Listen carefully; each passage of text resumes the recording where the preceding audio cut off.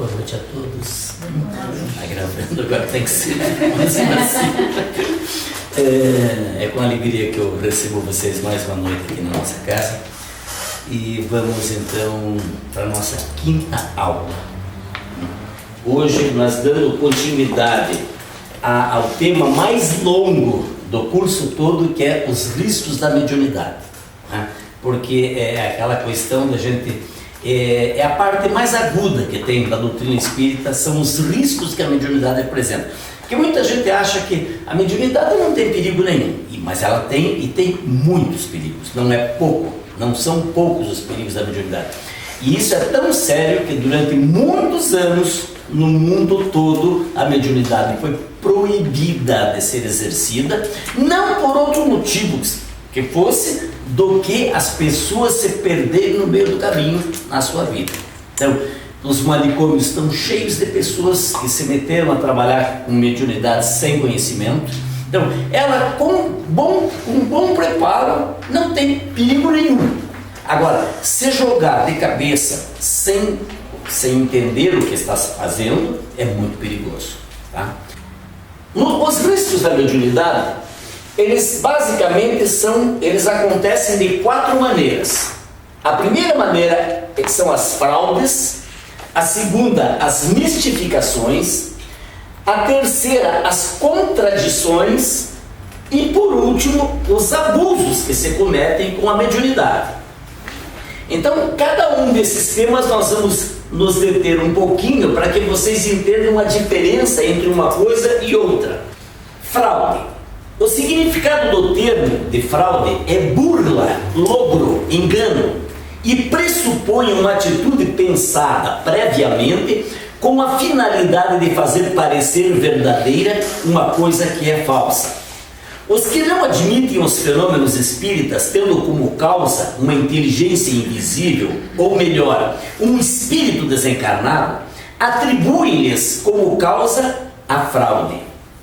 Mas há que se considerar que ninguém iria falsificar uma coisa que não existisse realmente. E ninguém frauda sem uma intenção de ganho, seja ele monetário, seja pessoal ou outro qualquer. E as fraudes, elas podem ser classificadas em 2 grandes grupos, que é as fraudes conscientes ou as inconscientes. As fraudes conscientes, elas são de inteira responsabilidade e conhecimento do médium, que simula um fenômeno com fins escusos.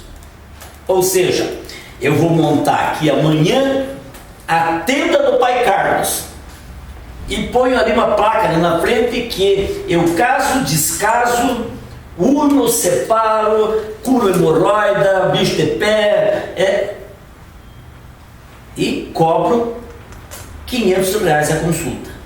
Como tem um bando de gente aí que cobra até R$5.000 a consulta.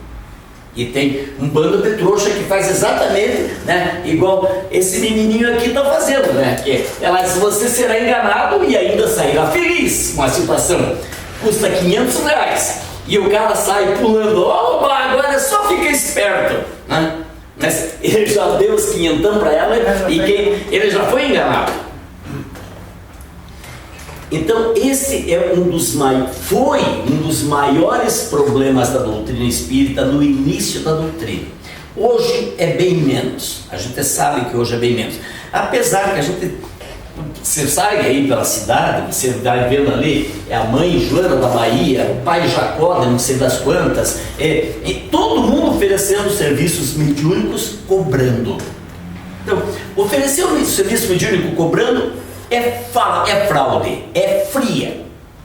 Não existe mediunismo sério quando corre dinheiro atrás. Isso eu assino embaixo de qualquer maneira.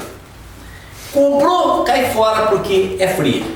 Não vai te levar a lugar nenhum. Essas fraudes inconscientes, que são simulações provocadas e dirigidas pela ação das mentes de espíritos desencarnados, os obsessores, ou das de encarnados, assistentes, experimentadores e médicos.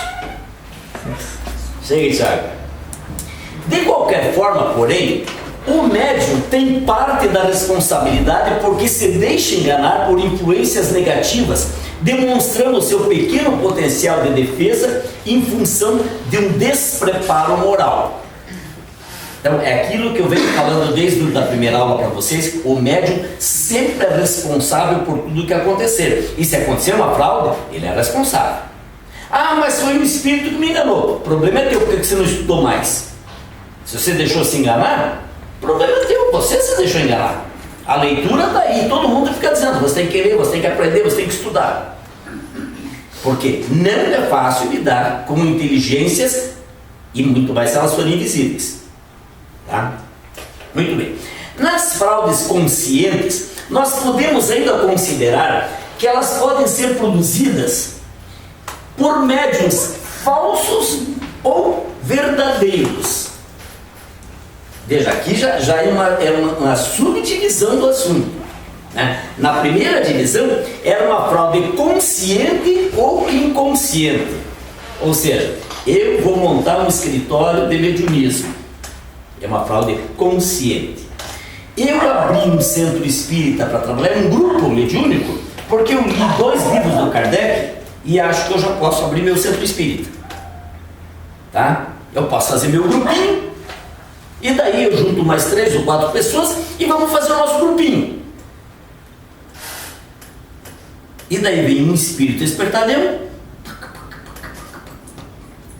e todo mundo cai que nem patinho, porque os espertalhões falam uma língua doce, falam uma língua maravilhosa. Ah, nós estamos aqui para elogiar este grupo maravilhoso, mentes brilhantes como a de vocês. Este grupo só dá orgulho para nós. E a vaidade vai crescendo, e a vaidade vai crescendo. E quando você vê, a rasteira. E daí cai todo mundo. Então, essa era a segunda hipótese. Agora aqui, quando o médium é falso ou verdadeiro?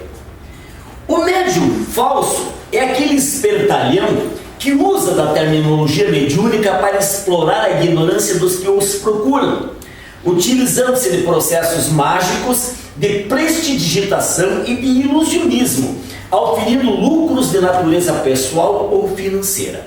Eu uma vez fui convidado para um trabalho que eu contei já para vocês bem há um tempo atrás, de apometria, que eu fui convidado, e era um cara ali no Bom Retiro. Ele montou uma parafernália de efeitos visuais. Ele tinha aquela fumaça seca que joga nas festas, aquela fumaceira, subia aquele jogo de luzes, som maravilhoso, aquelas músicas do Spielberg, né? E você entrava naquele ambiente e ficava azul, vermelho e fumaça de tudo quanto é lado, e aquele barulho, e ele sentado num trono lá em cima, vestido com uma capa vermelha, cheia de coisinha. Parecia um verdadeiro demo lá em cima. E a turma pagava uma grana preta para esse sujeito. Eu trabalhava na época de diretor comercial de uma empresa ali no Bom Retiro, e o meu patrão que me levou lá, ele disse: eu quero que você conheça esse cara, porque o cara é maravilhoso. O cara é maravilhoso. Eu cheguei lá de sair dela e disse: escute, para tudo, não tem maravilha, é só o show que ele faz aí. Então não tem nada de maravilha. Bom, esses são os falsos médiuns. Os verdadeiros médiuns que cometem as fraudes são pessoas que, apesar de realmente possuírem a faculdade mediúnica, desconhecem a nobreza do mandato que lhes foi outorgado e não trepidam em ajudar a realização dos fenômenos quando os espíritos não comparecem ou estão demorando para agir. Geralmente as fraudes dizem mais respeito aos fenômenos físicos como materialização, transfiguração, transporte, operações transcendentais. Ou seja, antigamente, os caras, conhecendo um pouco de magnetismo, eles faziam atos de prestidigitação, então coisas que voavam, mas era tudo campo magnético criado por eletroímãs, que você fazia o corpo sair voando para uma sala e cobravam isso aí, era um show que eles faziam. Ou seja, um médium, no caso aqui, um verdadeiro médium, mas um médium, ele era médium por potencialidade, mas ele não tinha o preparo para desenvolver a mediunidade, ele não conhecia a nobreza do mandato de que é ser médium. Muito bem.